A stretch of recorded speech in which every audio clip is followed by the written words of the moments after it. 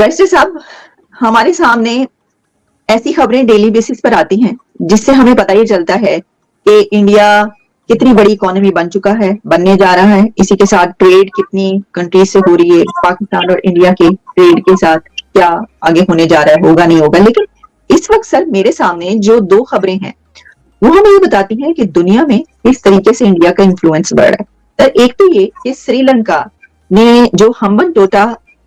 ہے ایئرپورٹ، جو کہ چائنا بلٹ ایئرپورٹ ہے، چائنا کے پیسے سے بنا اور اس کے پر بڑی لاگت آئی چائنا کی، وہ اب سری لنکا نے انڈیا کو دے دیا ہے. انڈیا نے اس کو، جو انڈیا کی فرمز ہیں اس نے اس کو لے لیا ہے.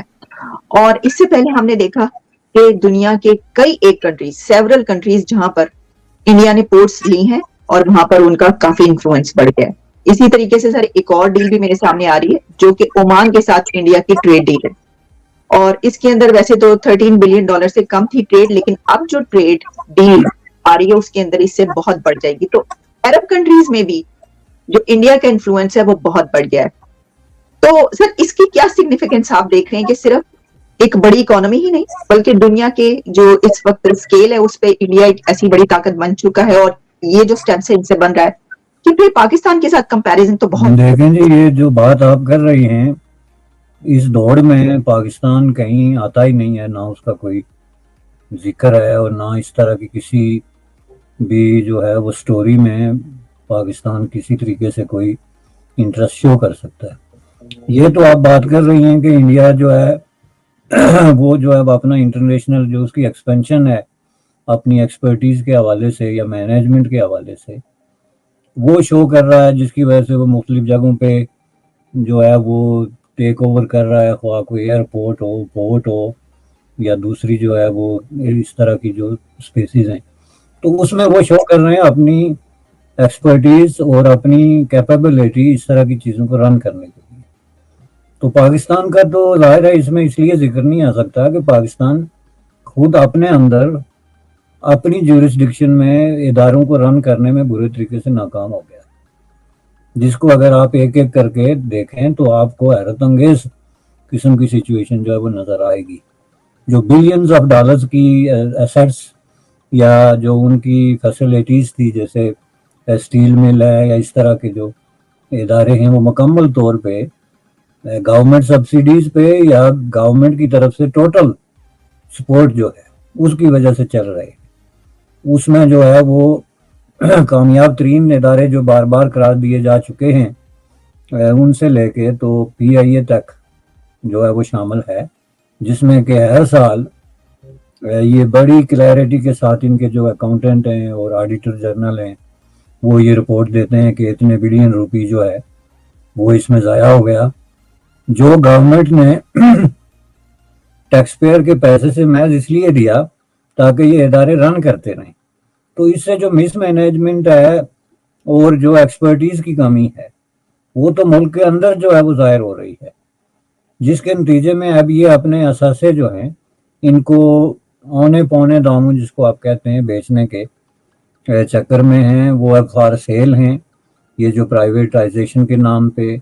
باتیں ہو رہی ہیں، یہ ساری چیزیں اس کے پیچھے ظاہر ہے کہ ٹوٹل فیلئر ہے. تو اس لیے جو ہے آپ اس کو کس طریقے سے کمپیئر کر سکتے ہیں ایک ایسے ملک کے ساتھ جو نہ صرف اپنی معاملات کو جو ہے وہ پراپرلی منظم کرنے میں، مینیج کرنے میں کامیاب رہا ہے، بلکہ وہ آہستہ آہستہ جو ہے وہ ایکسپینڈ کر رہا ہے. اب اس میں رہا سوال جو سری لنکا کا ایئرپورٹ تو چین نے جو بنایا تھا، تو وہ ایئرپورٹ بننے کے فوراً بعد جو ہے جو چیز سامنے آئی تھی وہ یہ تھی کہ سری لنکا کی جو فائنینشیل پرابلمز ہیں اس میں اس ایئرپورٹ کا بھی بہت سارا رول ہے. جو چین سے انہوں نے قرضے لیے یا چینی کمپنیوں کو جس طریقے سے پیمنٹس کی، یہ ساری چیزیں، اور ظاہر ہے چین وہ چھوڑ کے چلا گیا تھا. تو اس کو جو ہے چین اگر کوئی چیز بناتا ہے تو اس کا مطلب یہ نہیں کہ وہ چلائے گا بھی وہی، بیسیکلی تو وہ انہوں نے بنا کے اپنے پیسے لے کے وہ چلے گئے. تو انڈیا کو انہوں نے دیا ہے اس کو رن کرنے کے لیے، جو کہ ایک اب انٹرنیشنل ایک نیو ٹرینڈ ہے جس کو آپ آؤٹ سورسنگ کہتے ہیں. اور یہ موسٹلی جو ہے وہ زیادہ تر پرائیویٹ کمپنیز ہیں جن میں گورنمنٹس کے بھی شیئر ہیں یا نہیں بھی ہیں بعض جگہوں پہ، تو وہ اس طرح کے انتظامات جو ہیں وہ کرتے ہیں. تو اس کی بہت بڑی کوئی اسٹریٹجک اہمیت جو ہے وہ اگر نہیں ہے،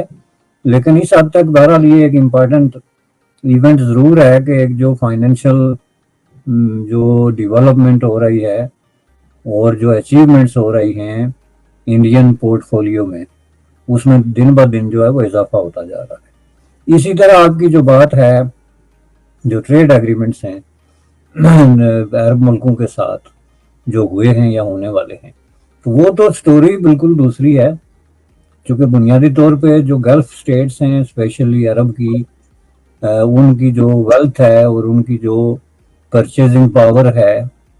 وہ اس کو سامنے رکھتے ہوئے ظاہر ہے کہ دنیا کا ہر کامیاب ملک جس کے پاس کچھ چیز پیش کرنے کے لیے ہیں، کوئی پروڈکٹ ہے یا سروسز ہیں، وہ ان کو اپروچ کر رہا ہے۔ تو اس حوالے سے ظاہر ہے انڈیا کی یہ ایک سکسیسفل پالیسی رہی ہے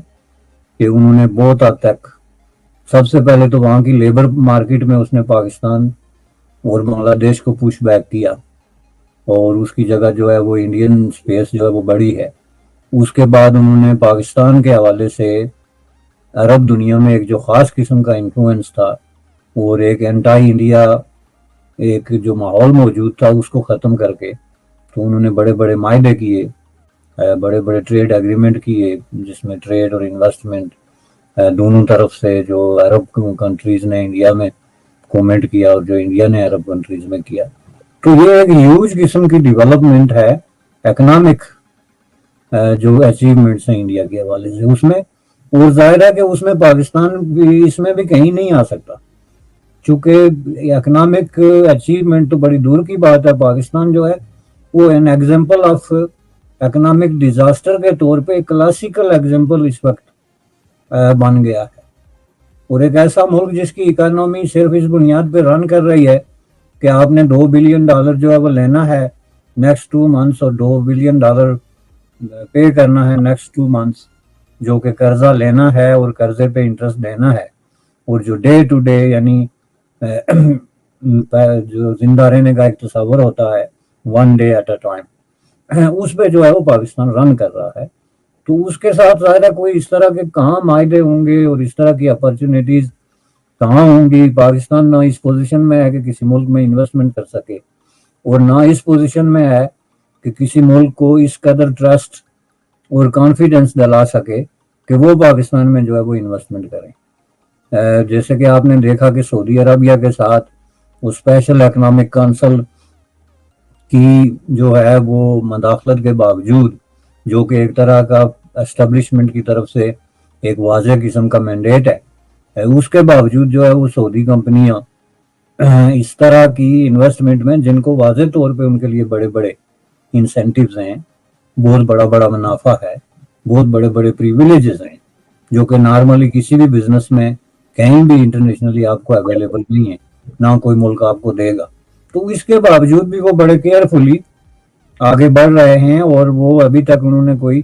اپنے آپ کو حتمی طور پہ کوئی جو ہے وہ کومنٹ نہیں کیا۔ تو اس ساری پکچر کو اگر آپ سامنے رکھیں